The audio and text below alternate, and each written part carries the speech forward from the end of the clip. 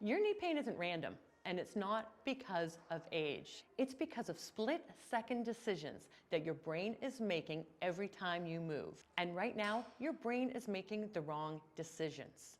If it was about age, then every older person would have knee pain, and we know that's not true. Stick with me while I explain to you how your brain is causing your knee pain. Hi, I'm Marian Barnett, kinesiologist and movement expert. I help people move better, feel better, and perform better. And over the past few decades, I've helped people with knee pain, including myself. Here's what we're covering in today's video. We're going to go through the invisible movement mistakes that your brain is making automatically, called movement compensations. We're going to go through a self-assessment test, and you can see if you've got any of these 4 movement compensations. And 3, I'm going to explain to you how these movement compensations directly impact your knee. And unfortunately, if you have them, they could lead you down the path to needing surgery. We all know that we have muscles attached around our knee, and these are what make our knee joint move. But have you thought about what makes the muscles contract and relax? If you give it a minute, you'll realize it's the brain sending signals to the muscles. Every time those muscles move, every time they contract, every time they relax, it's from signals from our brain down to those muscles. That's how everything works. Our brain is in charge. So is there any time where the brain actually gives bad advice to muscles? Absolutely. And therein lies the problem. Because the brain only has 2 things to consider: keeping you safe and keeping you functional. So if there's an injury, your brain actually knows, because there's signals that are sent up from the injured muscles, the injured joint, that's telling the brain, hey, I've got an injury, I'm in pain. And what the brain does, it creates movement compensations to actually help the body continue to function by moving away from those injured areas. So you're going to use different joints to bend, different muscles to move, because let's face it, we still have to get out of bed, we still have to go to the bathroom, so we need to have our body functioning, and the brain is going to help us do this. But these movement compensations come at a price. They are clumsy. They are inefficient. They're using more joints and more muscles. Think about someone walking when they have a sprained ankle. You can see that pattern. You can see that movement. It's clumsy. It's awkward, but they're still functioning. They're still getting to the kitchen to get their breakfast. They're still getting to their car to get to their rehabilitation appointments. But it is at a cost. But the brain is doing what it needs to do. It's keeping you safe by moving away from those injured areas, and it's keeping you functional so you can get the activities done that you need to do.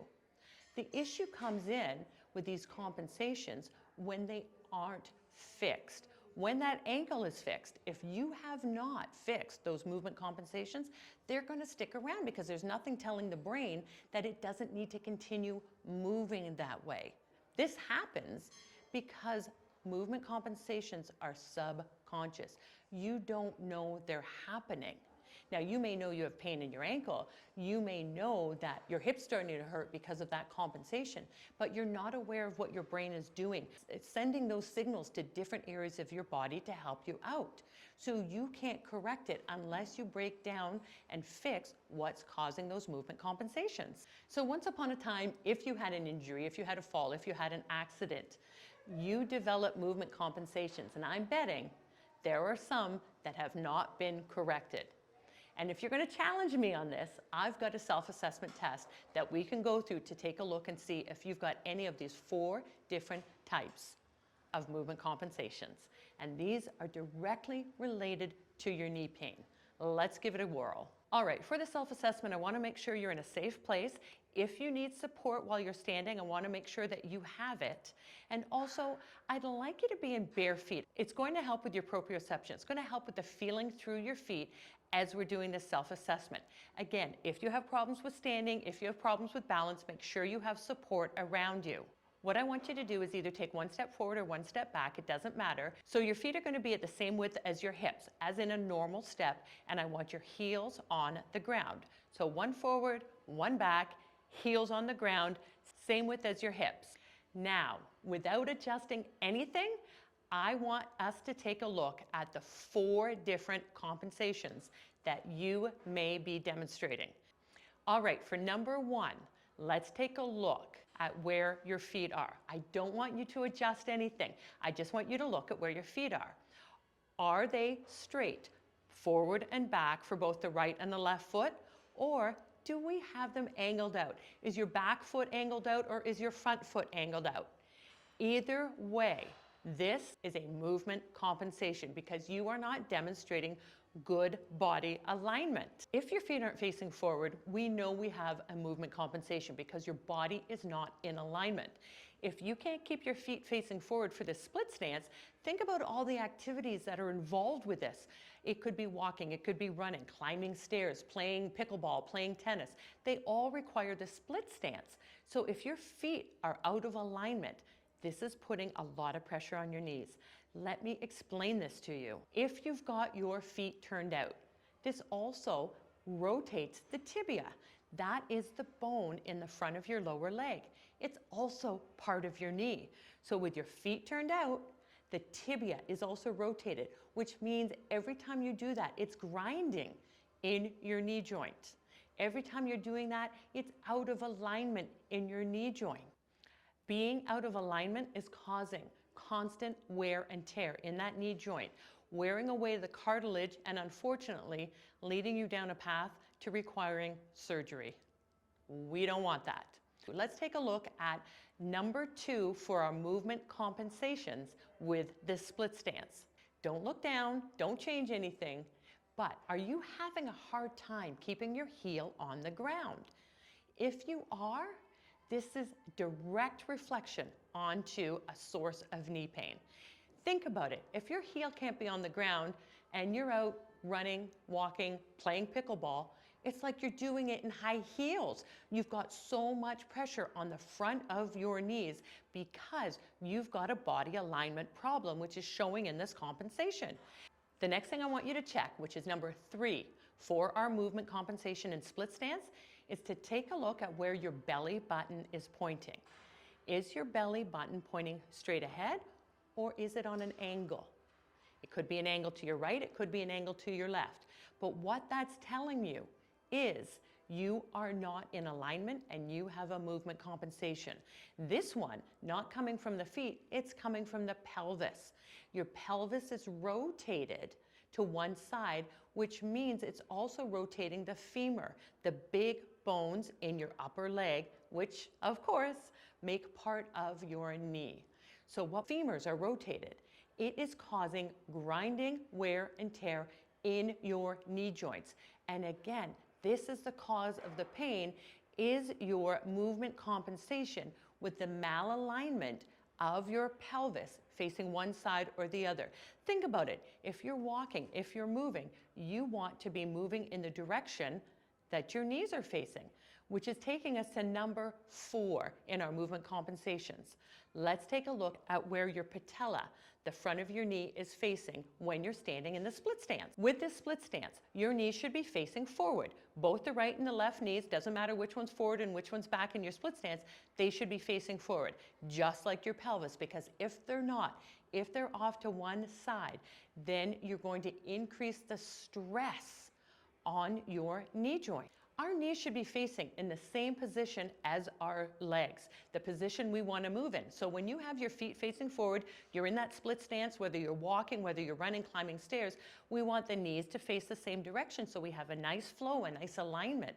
But if the patellas are switched, if your knee is switched to one side, rotated to the other side, then we know that we are causing big problems in our knee joint. If you see this compensation just in a standing position, think how bad it is when you're moving, when you're trying to utilize the muscles and your knees are not facing in the direction you're trying to move. Not only is that a cause of knee pain, but it's also inefficient movement, which is decreasing your ability to perform activities. Now I'm going to throw in a little bonus here as well. I want to know if you're having problems keeping your feet flat. Are you moving out to the outside of your feet? Are you having problems with balance or just with positioning? This is something that we're definitely going to see with movement compensations, because what's happening, I'll grab my little guy here, when you are rotated in the feet, you are also rotating the knee. And that knee, as we can see here, does not want to rotate, but it's causing pressure on that tibia, On this lower bone here, there's a lot of pressure because of that rotation. So we've got a strain into the sides of our knees with that varus deformity. That's the position when our knees are rounded, and when you're standing on the outside of your feet, that's what you're causing in your knee, and it's increasing the wear and tear of your knee joint. Now, compensations happen for two specific reasons. One is decreased mobility, and one is decrease in motor control. Mobility restrictions happen when something is too tight and too stiff, and your brain works around this mobility issue by creating compensations to move around those stiff muscles, the stiff joints that aren't working properly to help you keep functioning. So those movement compensations can happen because of mobility issues with tightness and stiffness. The second part is motor control. With motor control deficits, your brain knows that your body isn't balanced in certain positions. So it compensates by utilizing other muscles and other joints to help you maintain that balance. So if you're not feeling quite in control in certain positions, your brain is already activated into using other muscles. Now, to truly fix these problems, what we really have to do is unstack. We need to get to the root cause of the problem. Whether it is a motor control issue, whether it is a mobility issue, we need to go to the source, unstack to find that, and then build back up into those movement patterns so we can automate the proper movements and get rid of those compensations. But you can't just tell yourself to do that. Think about if you're sitting in a chair and someone says to you, "Oh, how's your posture?" The first thing you do is you sit up nice and straight. The first thing you do is see, where are my shoulders? Where's my back? Am I slouching? You fix all of those when someone mentions it to you because your posture isn't automated into a good position. You've got some movement compensations with your posture. Well, the same thing happens with your body. Whether you're playing pickleball, whether you're playing tennis, going up and down the stairs, just walking, those movement compensations are coming out because they are subconscious. You cannot fix them by telling your body to say, okay, put your heel down first, and then make sure I'm toeing off, and make sure my belly button's facing forward, and make sure my pelvis is aligned. Your nervous system processes at a speed that we just can't keep up with when we talk to ourselves and try to change our body positions. The neuromuscular speedway between your brain and your muscles is so fast, you cannot keep telling yourself what to do. It's already happened before you even think about it. So you can't go out and walk 10,000 steps and think that for each one of those steps, you're going to be able to correct shoulder position, pelvic position, heel position, knee position. It's not going to happen. That's why we need to get to the root cause and automate proper movements after we correct the movement compensations. The bottom line is that movement compensations are neuromotor programs that we need to break down, correct the root problem, and then build back proper automations. Then you don't have to think about it. You know that you're moving without compensations. So if you've never corrected them before, that's what we have to work on, is breaking down, unstacking, and then bringing it back up. So if this made sense to you, if you found out that your knee pain isn't just happening because of something in the knee, but happening because of your motor control or mobility issues that are causing movement compensations, then I want you to hit subscribe. I want you to click the bell, and I want you to tune in next week, because next week we're going to go through another movement problem. And if this is helpful for you understanding where your knee pain is coming from, then stick around, because you're going to want to try this out with me next week.